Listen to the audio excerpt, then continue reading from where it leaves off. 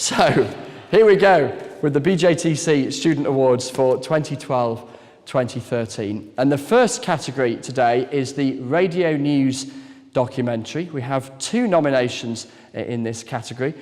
First up, Nick Codling. Nick, can I spot you in the room? There you are, suited and booted. Welcome. Nick's from the University of Lincoln.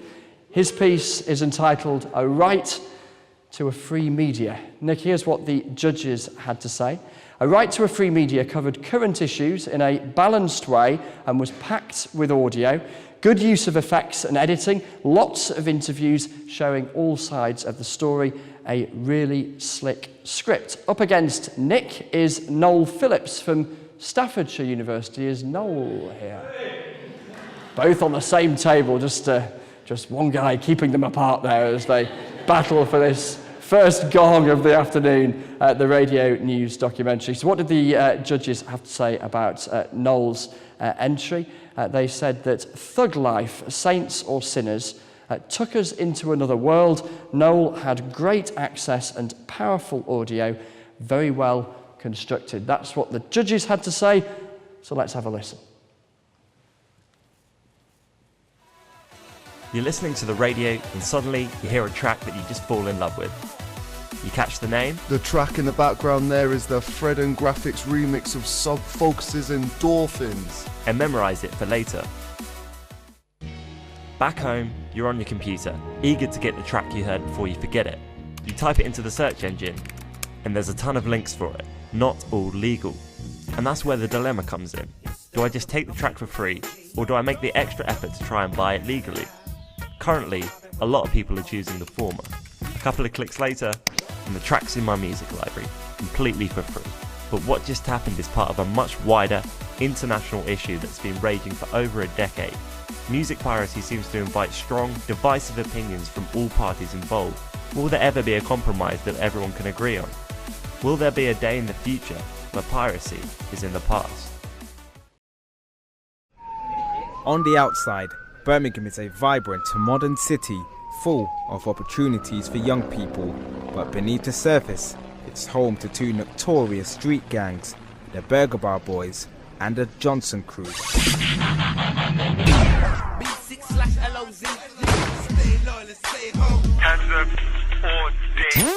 The gangs, who have been feuding for the last 2 decades, are separated by postcodes, where rival members often avenge each other in bloody disputes.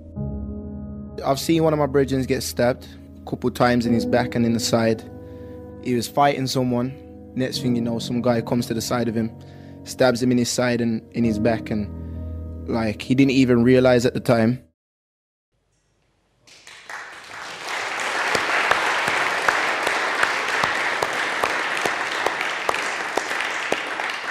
So, the winner of the Radio News documentary category, the first name inside a golden envelope is A Right to Free Media by Nick Codling. And if Nick and Noel can both come up to the stage. Congratulations.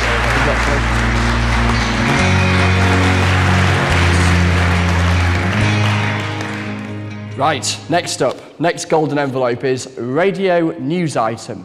We've got 2 nominations here. First nominee is Laura Jane Stack. Laura Jane, you in the... The Curse of Virgin Trains. The Curse of Virgin Trains. On we go. So what did Laura Jane Stack put in? She is from the University of Central Lancashire. Well, her piece was entitled Pregnant Smokers. Here's what the judges had to say about this piece. Pregnant Smokers was well produced, with an interesting story and a good breadth of content. That piece, Pregnant Smokers, is up against Jonathan Brine from the University of Lincoln. Jonathan, are you in the room?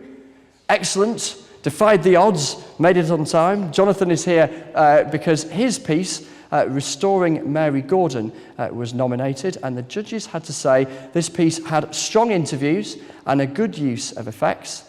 Let's have a quick listen to them both. But despite knowing the dangers, Blackpool mother Antonia Charlesworth struggled to give up during her first pregnancy. Throughout my first pregnancy with Selena, I was only smoking 1 or 2 a week, and then as soon as I had her, I took smoking up again. It was kind of a release. So when you've got a newborn, when you get 5 minutes to yourself, it was something for me to do. It was like some people might read a book, or some people might watch their favourite programme. For me, it was like have a brew and a cigarette. Across Lancashire, between 16 and 19% of women are smokers at the time of giving birth, while the national average is less than 13%. There's something about a wooden boat, it's almost as if it's a living, breathing thing compared with the modern fiberglass boats. Nothing against those, but there's something different about a wooden boat. But the Mary Gordon is much more than just a wooden boat.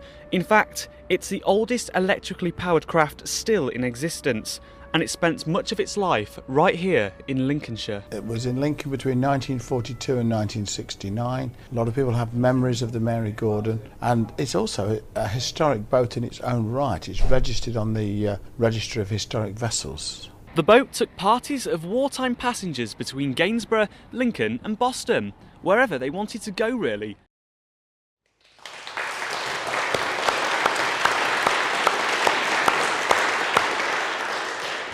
So there were the 2 nominees. Here comes golden envelope number 2 with some very firm blue tack holding down the winner. So here we go. The winner of this category is Pregnant Smokers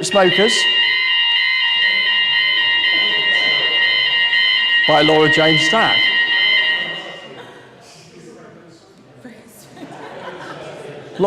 Laura Jane Stack, you've beaten the odds with the train, you've beaten the fire alarm, and you've just won an award. Come up and collect your certificate.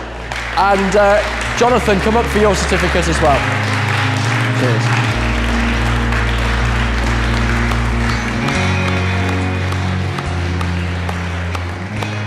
Right, let's roll on with the radio news feature, which is next. And first up, and I have a funny feeling he might currently be somewhere near Nuneaton, battling through the disruptions on the train. Do we have Tom Morgan from Winchester here yet? Oh, we do. Brilliant. Fantastic. Brilliant. Let's plough on. Tom Morgan from Winchester is nominated in this category, Radio News Feature, for his piece entitled Paul Blackburn, A Living Hell. And the judges said it was a great exclusive, it was mature and powerful interviewing, and a very interesting listen.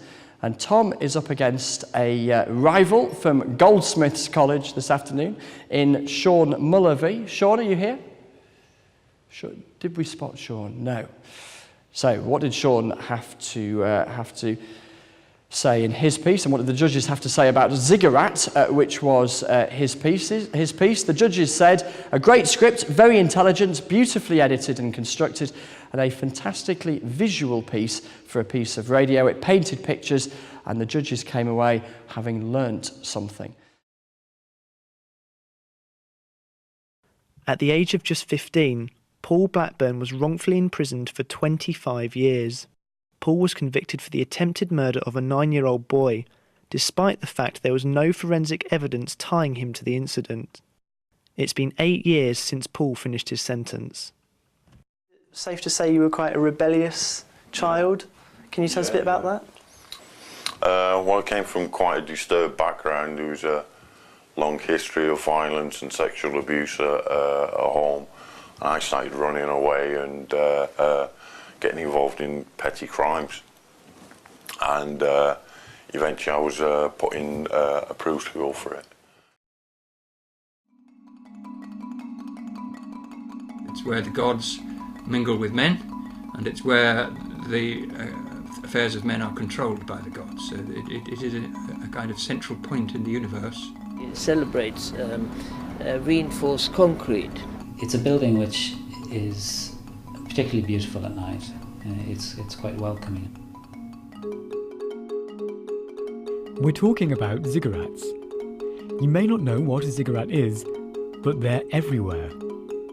Or at least I see them everywhere. A ziggurat is a building, and what is most special about this building is its shape. I want you to imagine this shape.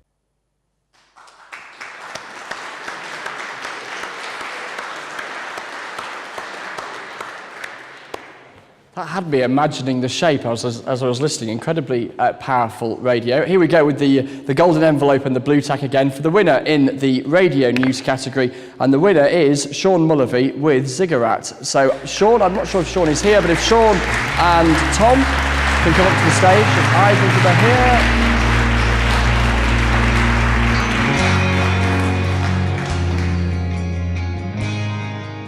here. Our final radio category is for Radio News Day. Now, in the past years, this has been a small category. This year was no exception, so the judges have decided that there was one outstanding entry. There hasn't been any runners-up chosen. The winner was a group entry from Bournemouth University. BU News Lab created a Radio News Day entitled US 2012, for which the judges said US 2012 really stood out for the enormity of the exercise. The brochure was excellent, and the idea enabled everyone to get involved in some capacity. Before they come up to collect their certificates, let's have a quick listen. To understand tonight's election, you are going to need to understand how the votes are submitted. BU News Lab explains for all those not in the know. Background briefing with Alex Fulcard.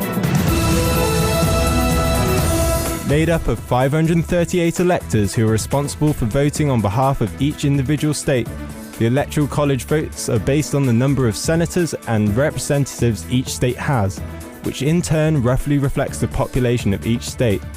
Small states like Delaware, Vermont and South Dakota only have 3 Electoral College votes, in comparison to the Big Four, California, Texas, New York and Florida, who have a combined total of 147 votes.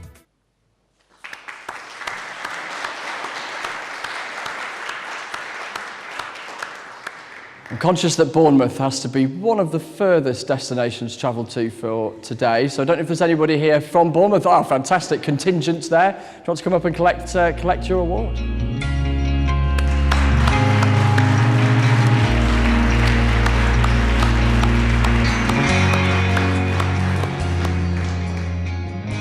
Right, so we have radio complete, so we're now going to move on to website of the year. First up in this category is a website entitled The Link. David Wrigglesworth, the editor, and the staff team at the University of Lincoln have, in the judge's opinion, created an ambitious, very well realised and professionally constructed site. A fine example of true multimedia, they say, pointing the way for the hyper-local news sites of the future. And then they are up against a second website, Winol, by Sam Ashton and Jason Finch. They're from the University of Winchester.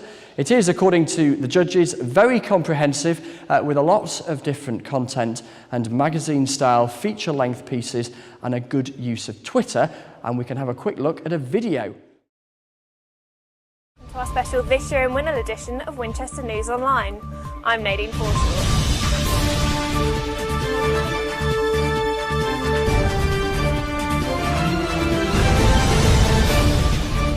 In February, the area became a hive of political activity as Eastleigh's by-election played host to the biggest names in politics. I took a look back at the political landscape in Hampshire over the last few months. Chris Huhne resigned as MP for Eastleigh after pleading guilty to perverting the course of justice. He'd spent a decade denying the allegations that he made his former wife take speeding points for him. Want any allegations at all? Thanks, I've already responded. What a fantastic index there on that final website.